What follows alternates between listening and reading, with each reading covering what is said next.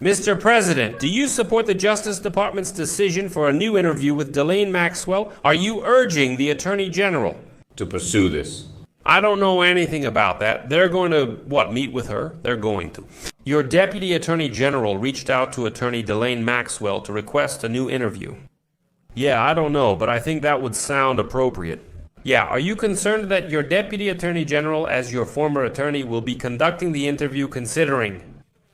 No, that doesn't concern me. He's a very talented person. He's very smart. I wasn't aware they would do that. I'm unfamiliar with this. It's a kind of witch hunt, just a continuation of the witch hunt. The witch hunt worth talking about is that they didn't respond at all to President Obama's actions.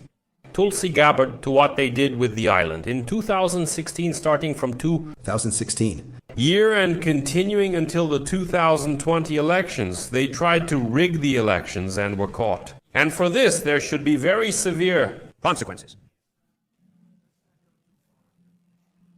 You know, when we caught Hillary Clinton, I said, you know what, let's not go too far. She's the former president's wife, and I thought it was terrible. And I let her off the hook, and I'm very glad I did that. But it's time to start dealing with what they did to me. And whether it's right or not, it's time to go after people. Obama got caught directly, and people are saying, you know, the group, it's not a group, it's Obama. His orders are on paper, the papers are signed, the papers came straight from their office. They sent everything under the top secret label. Well, the top secret became known. And what they did in 2016 and in 2020, this is a real crime. This is a crime of the highest degree. So that's exactly what we should be talking about. I don't know about others, but I think they should be removed. May I ask you about this, Mr. President? Tulsi Gabbard has referred a criminal case to the Department of Justice. From your point of view, who should the Department of Justice investigate? Which specific figures in the Obama administration? From what I've read, and I've read almost the same things as you, it would be President Obama. He started this case. Biden, Comey, Clapper, and the entire group were present with him. Brennan, they were all there in one room. Right here, this was that very room. Now it's much prettier than it used to be, but that's okay. I have a wonderful photograph. They were taken out of storage. They had been there for 100 years. This is much prettier. Now we have the Declaration of Independence in the hall, which we didn't have before. I think someone might not be too happy to hang it here, but I like it.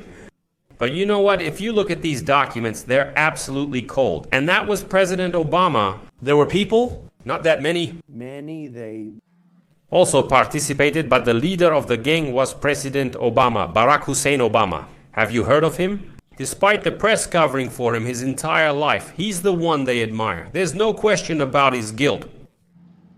He's guilty, no question. I like to say that. You know, I like to say let's wait, but it's already there. He's guilty. It was treason. Is that all you can come up with? They tried to steal the election. They tried to confuse the election. They did things that no one could even imagine, even in other countries.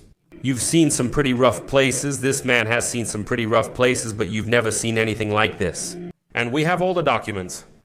And judging by what Tulsi told me, she has thousands of additional documents ahead of her. So President Obama, it was his concept, his idea. But he also borrowed it from crooked Hillary Clinton. Crooked is $3 bill Hillary Clinton and her group.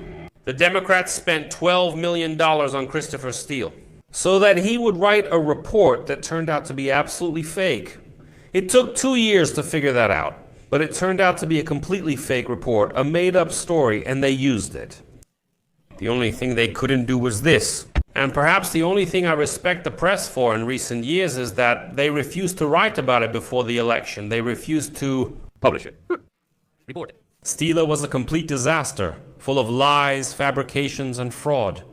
She and the Democrats paid $12 million for that report to a smart guy named Christopher Steele. He wrote a fake report, and they wanted to present that report before the election. I'll tell you what I keep saying. Fake news, how bad is it? But in this case, they wouldn't have done it. They saw it, they read it, and said, well, no, we don't believe it. And only about a month and a half after the election was it printed, and it was a big piece. It was like an explosion, but nothing happened because the election was over. If that report had been published by the New York Times or another respected source, The Times, probably. Just for that. Because they're just as corrupt as you are. It's a terrible, Newspaper crooked. corrupt newspaper, and no other newspaper could. And there's no way it could have. The Wall Street Journal is a lousy paper, a disgusting newspaper, very, very dishonest. As you can see, I'm suing them for a large amount because they do a very poor job.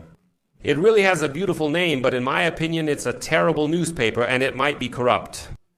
But just so you know, they didn't take the Steele report. And the dossier, remember the famous dossier? I called it the fake news dossier. The news didn't report about it. I'm amazed. They had 2.5 months. Everything was finished. 2.5 months. That's how it was supposed to happen. It was published a couple of months after the election. And honestly, nobody really cared, but it was important. No, we caught Hillary Clinton. We caught Barack Hussein Obama. Here they are. And under them, there are many more people. Susan Rice, they are all there. All the names are there.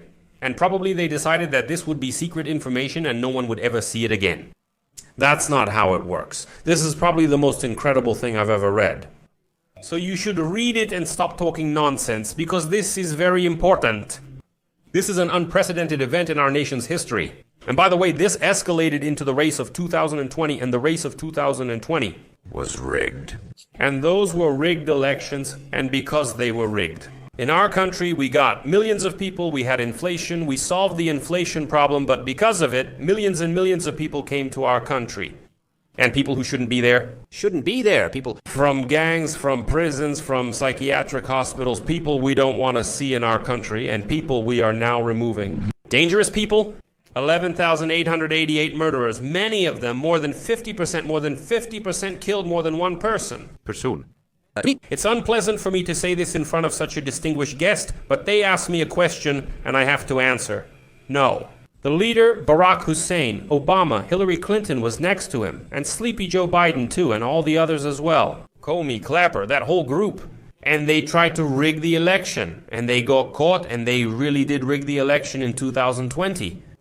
And then knowing that Won the election. by a wide margin, I did it for the third time and won by a wide margin. Each of them won the popular vote, but in 2020 I still managed to do it. And look at the damage that was done.